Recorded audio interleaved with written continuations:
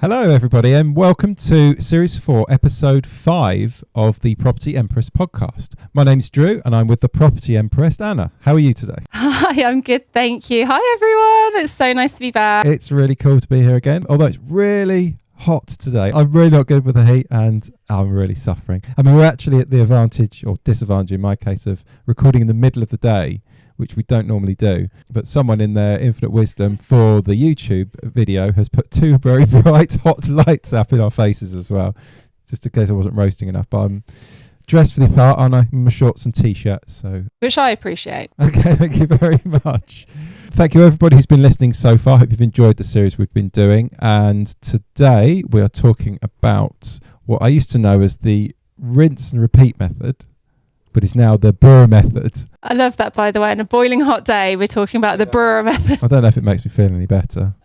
No, it's but yeah, rinse and repeat was back in our ancient days of starting property 11 years ago. That's really what we used to call it. Essentially the same thing. They've just rebranded it, but it does the same stuff. And we will talk about the skills needed and the things you need to think about in order to do this strategy. We know it very well because it's actually our starter strategy when we got into property investing in the first place. So it's where it all kicked off for us, was on a refinancing, pulling your money out, paying investors back.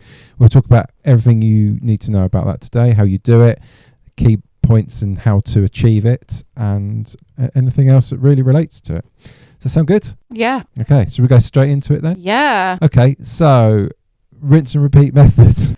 What is it? What is it? Tell us a little bit about it. The idea is when you're buying properties, the kind of, and I say this with so much love, but the amateur way of doing it is, say you have 25 grand to invest, you go and find a 100 grand property, you buy that property. Even if you buy a property that needs a bit of work doing to it, you renovate the property and then you get it up and running, you rent it out. When you come to refinance, even like 2-3 years ago when property prices were going up, so you'd have had some natural uplift, it's highly unlikely that you would have been able to pull all that money back out again. So if you put 25 grand down for a deposit and you put, say, 5 grand, or, put some money for renovation, etc. So you have 40 grand all in the deal. It's highly unlikely that you'd be able to pull all of that money out within a couple of years. If you left it long enough, at some point, property prices will go up enough that you can pull all of that initial investment back out again. But what we're doing with the recycling money, what do you call it? Rinse and repeat? Rinse and repeat. BRRRR. The idea of that is basically you are forcing up the value so that you can pull that money out quicker. And you're taking a strategic approach. You're structuring your property deals so that you can pull hopefully all, if not a good proportion of the money back out again. And once you know how to do that, then it opens up so many options. If you have your own money to invest, then it means that, say you've got 25 grand, you can put it into property, pull it back out again, do it again, and you can build your portfolio. You can get more properties basically versus one, and then the money's stuck in. Or in our case, we had no money to get started, so we work with angel investors. So if you're borrowing, particularly if you're borrowing like, hundreds of thousands of pounds from an angel investor, you need to pay that money back with interest. So the idea is when you can structure the deals knowing that you can pull all of your money back out again to pay your angel back, then it means you can work with angel investors. A lot of people talk to me about angels and they're like, how do I find angel investors? And I'm like, finding angel investors is relatively straightforward. You need to learn first how to be able to pull your money out of the deal. And that's finding angel investment or any kind of investment for a deal is very much, once you know how to do it, it's relatively straightforward. It's just really almost having the guts to go and ask sometimes. But this is a bit more technical. You need to know how to do it. So I would always say actually finding the money is easy if you've got a good model, but you've got to know how the business model works first with this in order to sell it to investors. So understanding the technical aspects of doing a BRRRR or rinse and repeat, whatever you want to call it, method is really key in being able to secure those investors as well, I would say. So very simply, if you're buying a 100 grand property, you're trying to force the value up to say around 130 grand, so that when you go to your mortgage broker and say, can I get a new mortgage on this property? They'll go, yeah, the lender will give you 75% of the value. So at 130 grand, your new mortgage, the money coming back to you is 100 grand.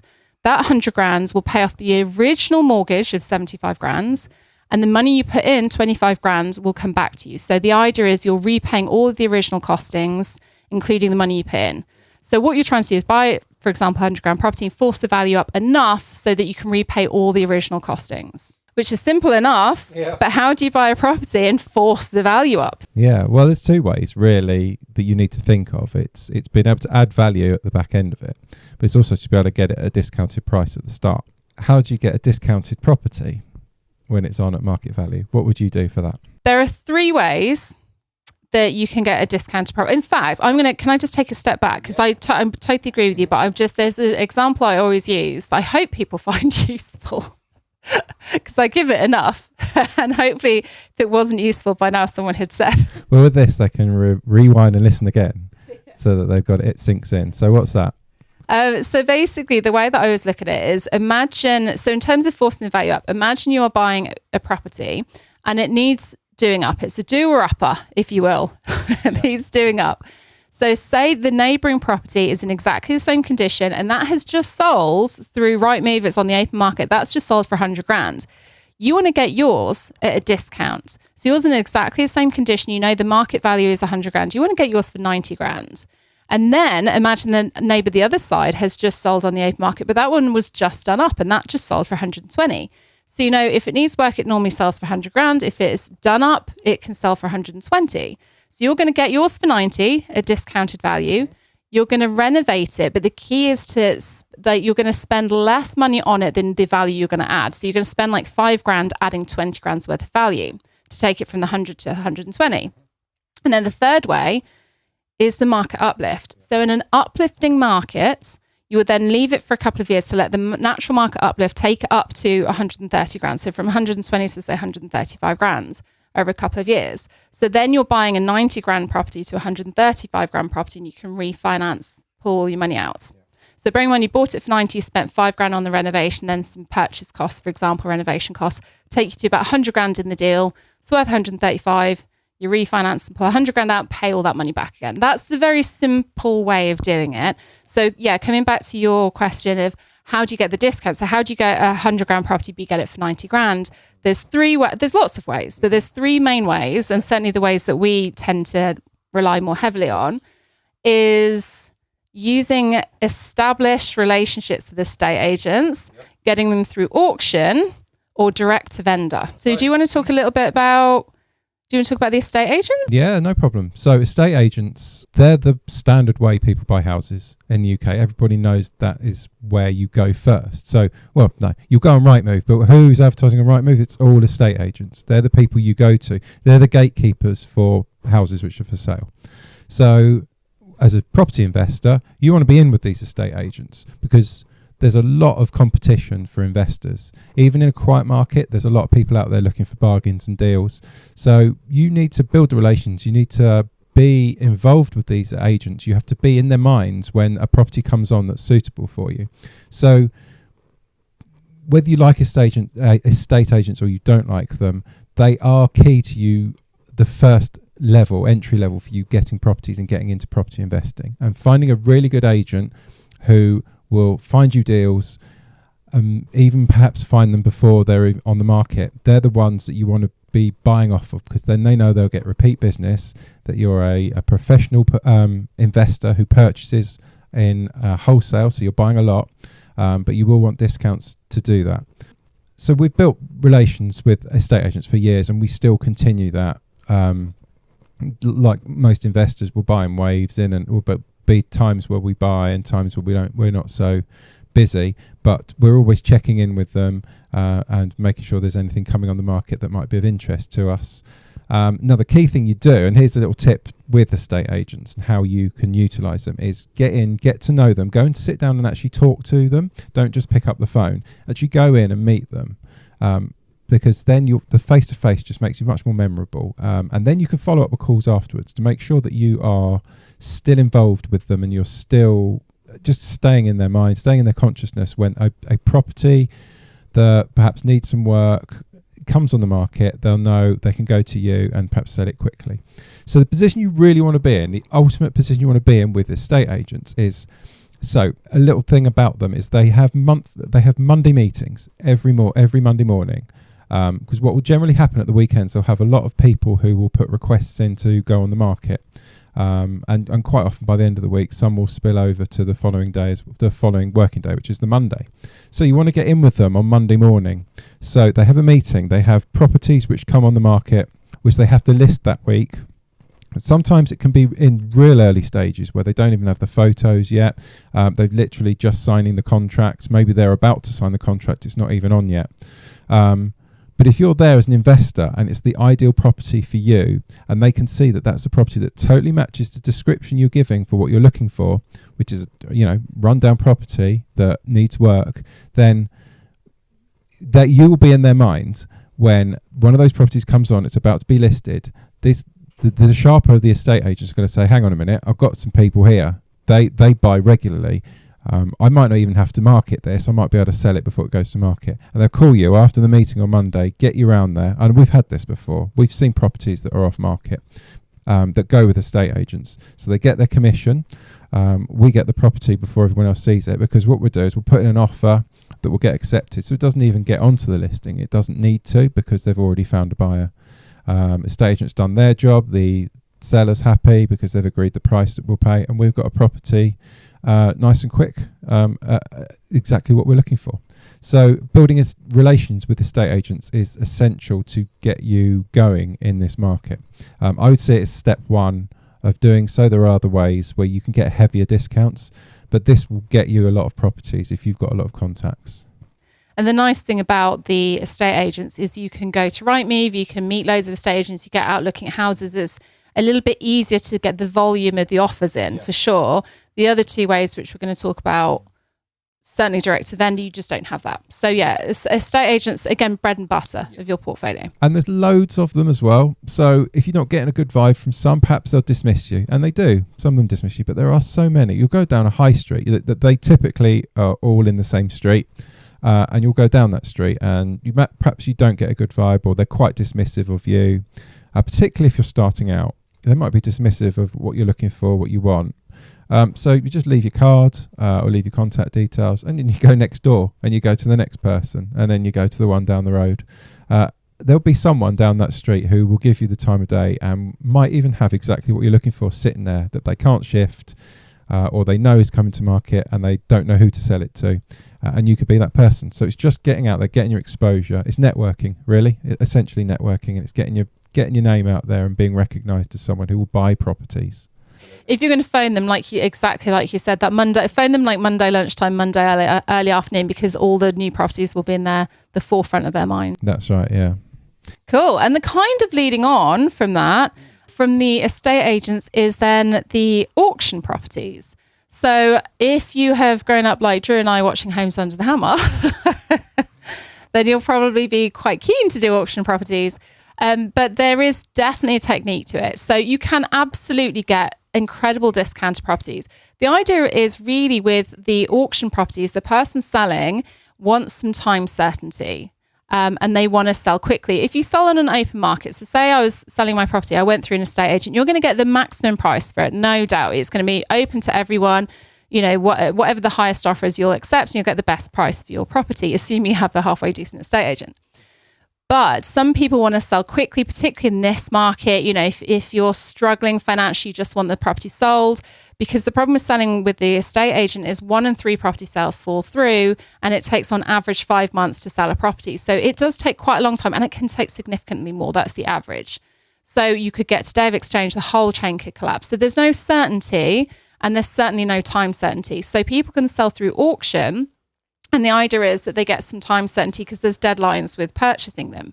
But just to be absolutely clear, there are 2 types of auction for properties. There's the traditional auction, which is more like Homes Under the Hammer. And if I was selling my property through a traditional auction, whoever is the highest bid, they would then usually exchange on day of auction. So they would put 10% down as a deposit. They'd exchange. They're legally required then to buy the property, usually 28 days later. So as a person selling, amazing, like 28 days till I get my money, yay.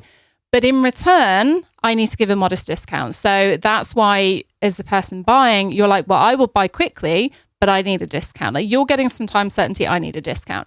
So it can be a modest discount. It can be just maybe 5% below market value discount. And some people, we had one friend in particular a while back, he was actually an estate agent, a Silas, he was an estate agent at one point, but he was getting consistently 40% discounts. So he said, and I do believe him because he was very honest, wasn't he?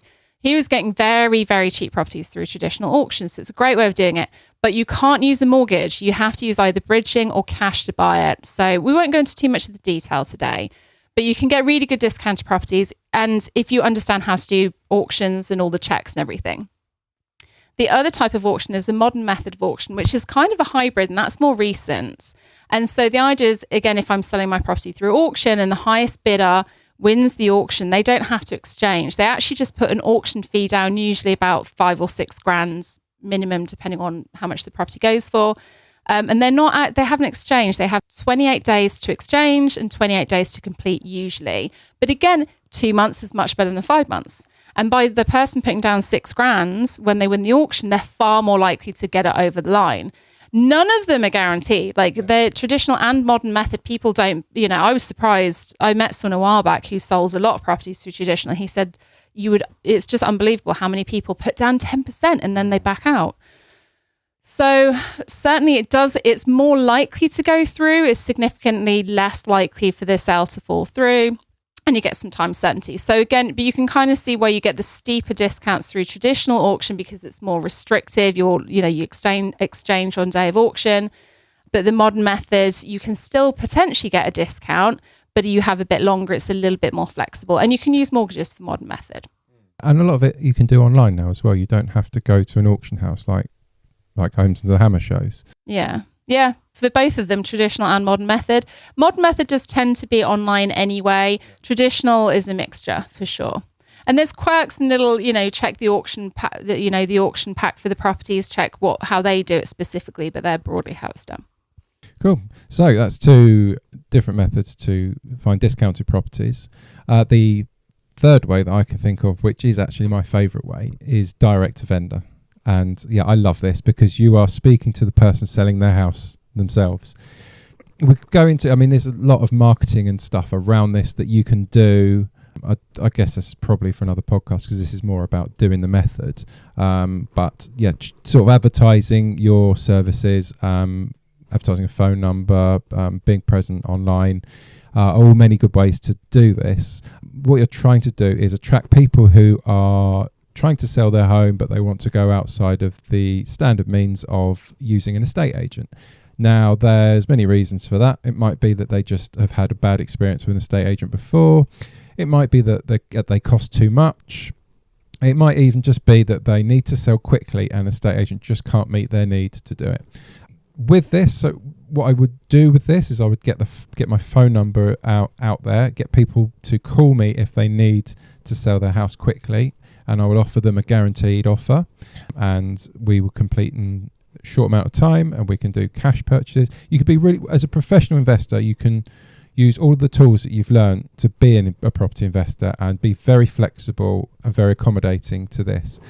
The people who normally call these numbers for people who want to sell to people to buy houses off of them are people that are in a situation where, I don't really want to say desperate, but there's an urgency behind it. It's either an urgency or even a pain. It might be that they need to move quickly.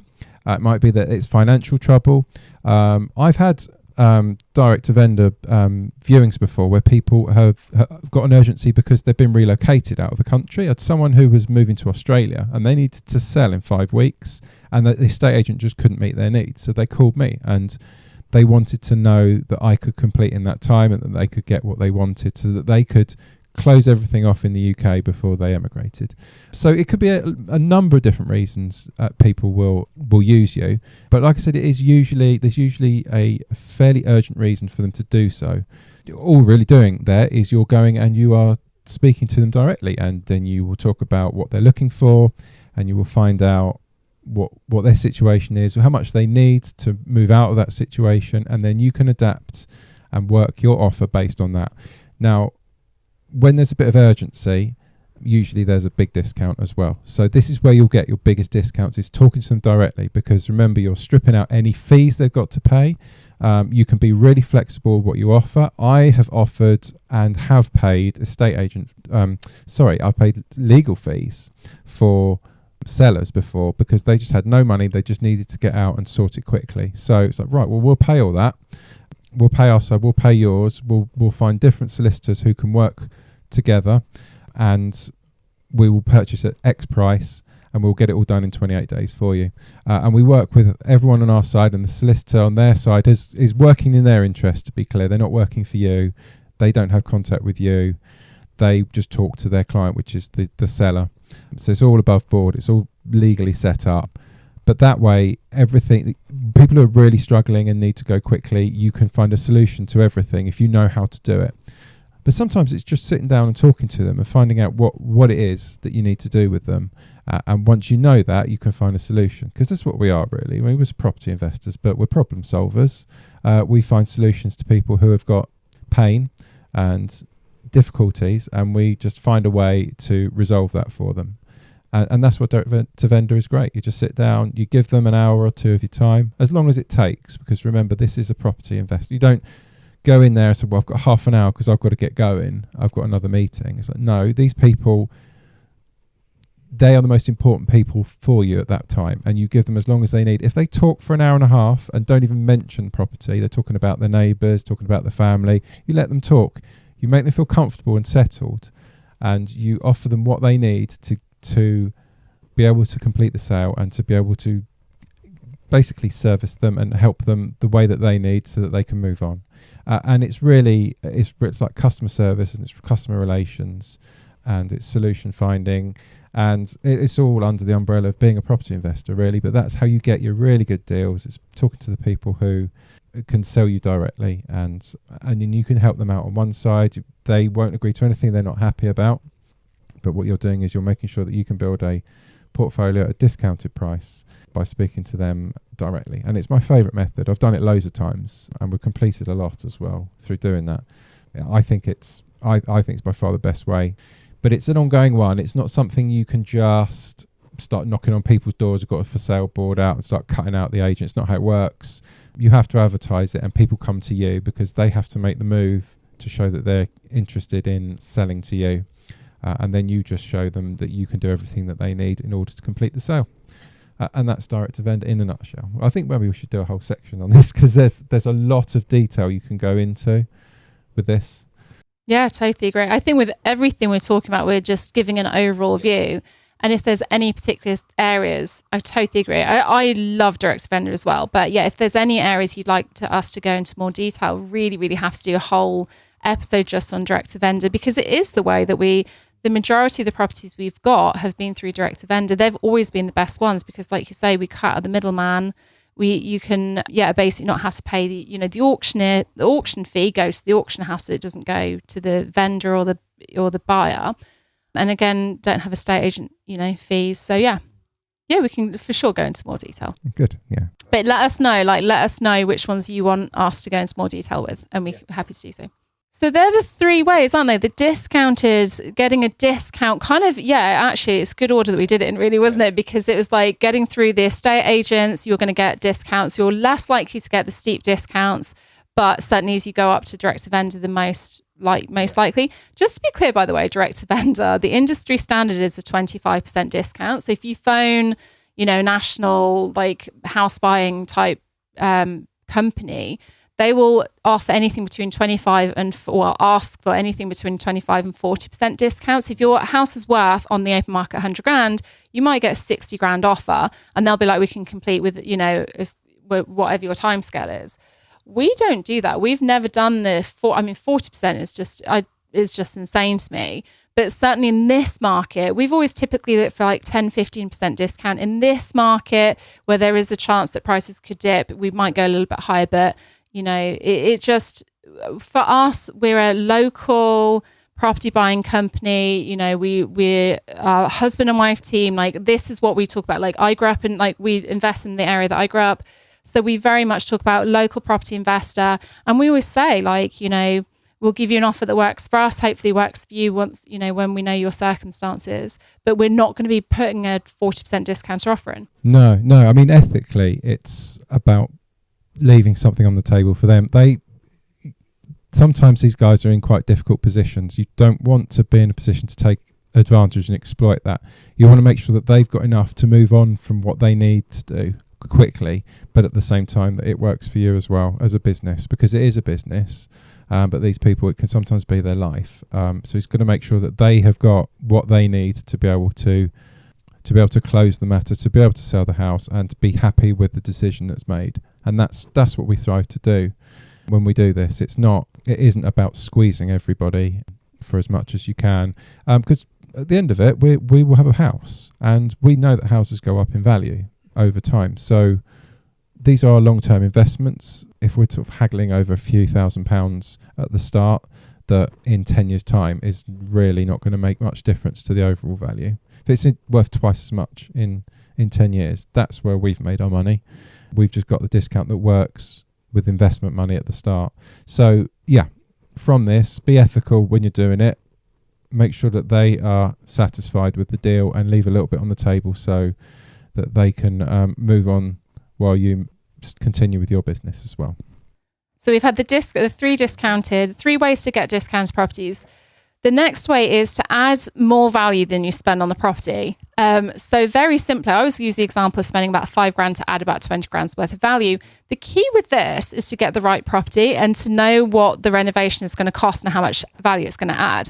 So for us, we don't go for a light renovation. So imagine it just needs it just looks a little bit dated, just needs a lick of paint. Let the first time buyers have that. Let the homeowners have them. You're not going to be able to add any value. And then the other end of the spectrum, where it needs a new roof, it needs new windows, etc. The builders love those. Let the builders have them, because they can renovate for a fraction of the cost. You just don't want to be interested in these. So the ones that we go for are the ones that you walk in, ideally dirty, smelly, grotty houses, run down, smells of smoke, smells of pets, very cluttered and run down, very dated. They're the perfect thing. But the roof is good, the windows are good, the kitchen is probably good. You can just keep the main part of the kitchen, maybe just replace the doors. The bathroom costs not very much to renovate, so we'd renovate the bathroom. If it's got a white suite, we'd keep the white suite, because by replacing the tiling and decorating it, you can add so much value to it. But then it's things like, the dirty, smelly, just rip the carpets out. We're always going to give it a lick of paint. We're always going to give it new carpets. We're always going to give it a new boiler. And potentially, sometimes we do the electrics, but you're effectively looking for a mid-range renovation, but something that isn't going to cost as much as you would expect. And that's when you have to have a good eye, basically, with renovations. But there's a certain checklist. I've kind of run through them. Windows good, roof good, kitchen ideally good, but you can potentially get properties that need a new kitchen. Bathroom doesn't really matter. Dirty, smelly, so it needs a lick of paint and carpets. Again, rewire depends on the property, but usually probably 50% of the time we go for rewires. Ultimately, you're spending about, like I said, maybe 5-10 grand, adding 20 grand's worth of value. And then on that, so the three ways discounted, so it's discounted properties, doing the renovation, and then the market uplift. If the numbers are tight, there's actually something else you can also do with the renovation, which is to offer the property to a tradesman to rent. So you don't even do the renovation yourself. You offer it to a tradesman. This is not something we always do. This is kind of on occasion, if the numbers are tight, or if we just need to get a little bit more from the property. And normally we don't start out by going, we'll get a tradesman in. We get to the point of the negotiations and we realize we're going to leave a little bit of money in. So actually, let's think about using a tradesman for the renovation. And what we basically do is we offer the property to a tradesman, and for them to do the renovation in return for free rent.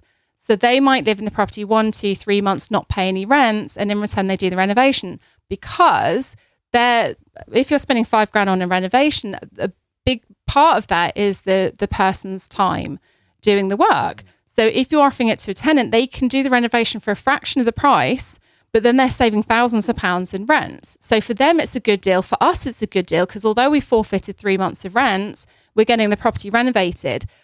But the person renovating it, they're making this house their home. So we'll say to them, as long as if it's not a crazy decor, then basically do what you want it to look like. So that you're creating a long-term dynamic with your tenant as well. So it's a very specialist field. There's lots of, not caveats. So there's certain ways of doing it, but it has, on occasion, it's just been an absolute godsend for us. It's a strategy we've used, I think 3 times maybe. Yeah, I've done it 3 times now. So it works really well. But really, that's the backup plan. So don't lead with that. Like, lead with the fact that you're going to be, spending $5,000, adding 20 grand's worth of value. So that's the second way. The third way is then obviously market uplift. So at the moment we kind of had, credit crunch, prices came down, stagnated. Then they started going up, I think around 2012 to maybe.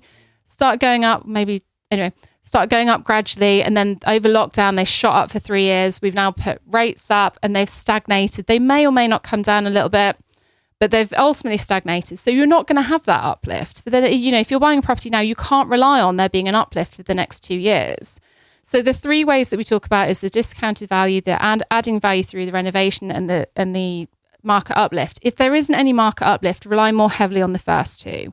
But equally, 3 years ago when prices were booming, you're not really going to get much of a discount because there's not as much need for direct to vendor and things like that. So then you can rely more heavily on the uplift and less on the discount. So you adapt those 3 approaches depending on the market. Yeah, it's good advice. It's Thank you. You're not always the perfect property at the perfect time is, you'd say it earlier, the holy grail. It's the perfect storm of having a market just about to jump up just after you've bought a property that you've managed to get a really good discount on, that needs minimal work for a maximum increase in the value. That's what you strive for. That's what we strive for. You're not going to find loads of them. They're not everywhere, are they? No. They're not. But they are there. And the more you're looking for them, the easier they will be to find. The more you build your network, your team, your relations and your networking, the more common you will find them in with estate agents and stuff like that. If your marketing's out there, you'll get direct leads. If you're constantly registering for auction houses all over the country and keeping a close eye on what's happening, you'll find them there. But we're not saying that this is the method you apply to all your properties all the time, because it's the perfect investment. And they don't come along that often, but just make sure that you're out there and shopping about, and you will find them. The more you're doing in the property market, the easier they will be for you to find. Yeah, absolutely. And if you crunch the numbers and you're like, "Oh, I'm going to leave £1,000 in this deal," don't walk away from that deal. Because the thing is, you're forecasting what you think is going to be happening. It's not, even if you do the numbers now and go, "Yeah, I'm pulling all my money out to the penny," it's not going to be exact. Like you're doing your best estimates based on the information you have. If you leave a bit of money in, I mean, certainly for us, we have to be able to pay the angels back with interest. Like, you have to have lots of backup options, which is actually something that I am obsessed with. I have this flow diagram of all the different ways. Say, for example, you do the numbers now and you go, right, I'm going to pull all my money out. And then when it gets to it, you've got £5,000 left in. Like, oh my God, what do I need to do? I'll just summarize a couple of key ones. One, you can look for higher loan to value. So we've talked about pulling it out on a 75% loan to value. At the moment, you can only get 75% loan to values.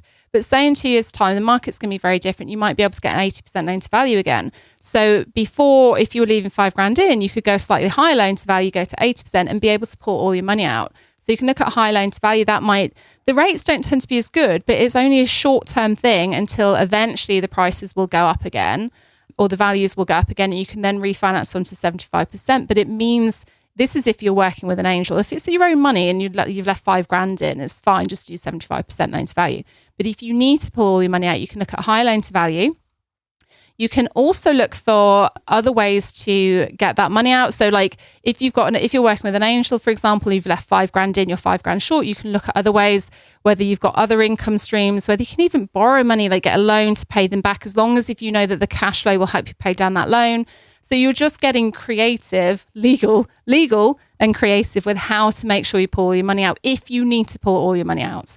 The other way, say that everything goes horribly wrong and you've made all these plans and nothing's gone, and the renovation costs more and the market downturned and everything went wrong. With the numbers we've talked about, you're still going to be able to, even if you sold through auction, the selling of the property will almost, I mean, I'm not going to say always because I can't guarantee that, but done in the right way should almost always be enough to be able to pay back the money that you've borrowed if you're using an angel. So worst case scenario, sell the property. Because if you think about it, I bought the property for 90 grand, it's worth 100 grand, done up, it's worth 120. Even if it goes horribly wrong and it's only worth like 100 grand, you've still got enough that you can sell it and pay all the costs back. Yeah, that's right. So that is essentially it, I think. I think we've covered how you get them, where you add value, when you refinance. Okay. Any more R's you want to chuck in there, or are we? No. I think that's it. It's very high level. So if you do want us to go into any detail, really happy to do so. Having gone through this today, reminds me how excited I am doing this stuff. But also, it makes me realise that actually each subsection of this could probably have its own podcast or even training. Direct to vendor stuff, just started talking about it and I probably couldn't have stopped for the rest of the afternoon, because it's so wide how you can market, how you can find them, what you do when you go there. It's not just about getting the leads in. When you go in there, like what on earth do you say to them once you sit down? How do you start a conversation like that? And we've done all this, and this is stuff we could talk about in more detail. Auctions, you've done loads of the last year. Auction stuff is a subject we could cover on its own as well. I think this has ended up opening more podcasts for the series. Drew's excited. Yeah, I am. No, it's really good because there's lots of other stuff that we can touch on. I don't even think of, when I started doing this, I kind of thought there'd be a few levels that we could cover, and you forget how in-depth you can go with this and how much we can cover. So it's great. Yeah, it's really good. Totally agree. I'd love to go into more detail with this. And this is I'm exactly the same. But yeah, in fact, what would you like? Do you think direct to vendor would be a good one? I'd like to cover that more. I'd like to cover estate agents as well, because actually I think direct to vendor is a more advanced strategy. I think people might want to get started who are listening. And I think getting started is sometimes the scary bit is stepping through that estate agent's door. And what do you say to them when you go through? How do you handle yourself? How do you tell them what you do and explain to them when you've got no experience that you are a professional in this industry and this is how you're doing it? So I think that would be a good podcast to cover. I'm just gradually muscling in on this. No, it's good. Calling it the Empress podcast in a few weeks' time. You won't even be here. Property Emperor, surely. But no, I think for this market, because the change in the market conditions, direct to vendor is back with a vengeance. And I agree. And also the estate agents go through phases. Like the last 3 years, they've been a little bit more, had a bit of a swagger to them. And now they're a little bit more humble because of the market. Yeah, I'm getting a few calls like that where I haven't heard to people from them for 2 or 3 years. And they're like, oh, just catching up, seeing what's going on. There's one particular one who I listed with and they didn't sell it. I listed with someone else and they sold it. And they're still calling me. So they're looking obviously to get some on their books. But yeah, handling them in different markets and knowing, what they need as well, because they'll have to want to talk to you in order to get their business. So it's helping them as well as helping us. So those two then, auctions as well. But like, I think in this market it's just a buyer's dream. So yeah, I think we should go into those three. We were going to talk about something else next week. Should we still do that one? Let's still do that, yeah, because I think it's a good one. Are we going to share? Yes. Just keep it between us. No, next week we're going to talk about fears in the property market, your fears in your approach, your fears in your investing in general. What you're worried about, when you start this, what is it that goes through your mind that stops you doing it? And we want to be able to answer those fears. So what we're going to be asking people to do, anyone who's listening here, hits on social media and just put in the subject fear and any questions you've got on that or any fears you have that you want us to cover, please do that. And we will address them in the next podcast. We'll put it up on social media as well this week. So we will be doing that, will we? On our Property Empress TikTok. We can do that, can't we? Or you can do that. That's absolutely.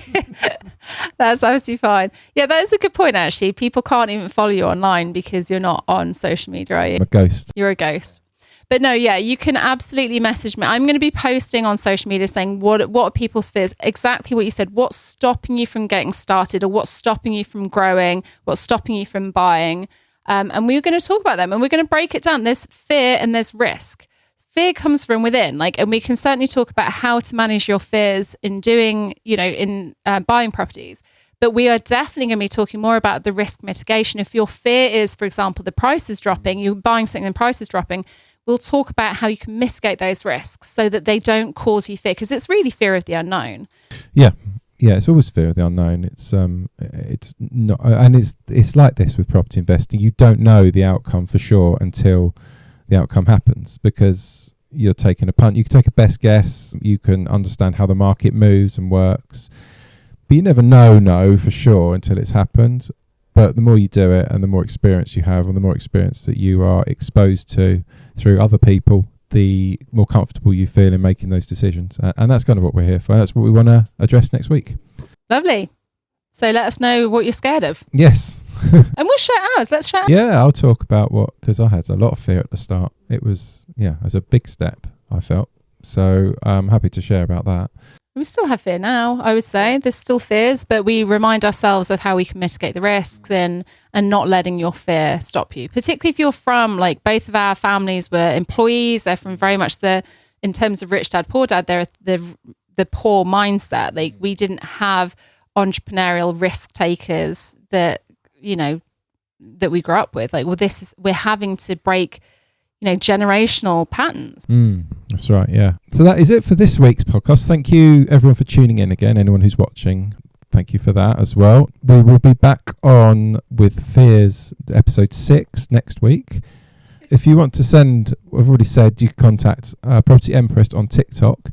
What other platforms are you available on that people can reach you? So you can go to my website. I've got a contact form at propertyempress.com. You can also book a free 30-minute call if you'd like some help getting started or want to work with me. You can go on TikTok, Instagram, Facebook and YouTube if you want to send me messages. I mean, mainly Instagram and TikTok, I think, or Facebook if you want to send me a message. But I'm going to do some posts about the fear, so you can comment on that if you want. I mean, anyone who's watching this video and sees this can comment below here, and we'll make sure that that's covered as well. Yes, that's very true. All right, but until then, I hope you all have a good week. I hope this has been really helpful. We've quite enjoyed this one because we like this subject. Go back and watch it. Give us a like.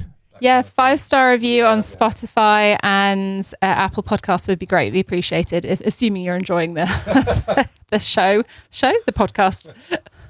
Brilliant. Yeah, okay. Thank you, everyone, and we will see you next week. Have a lovely week. Bye.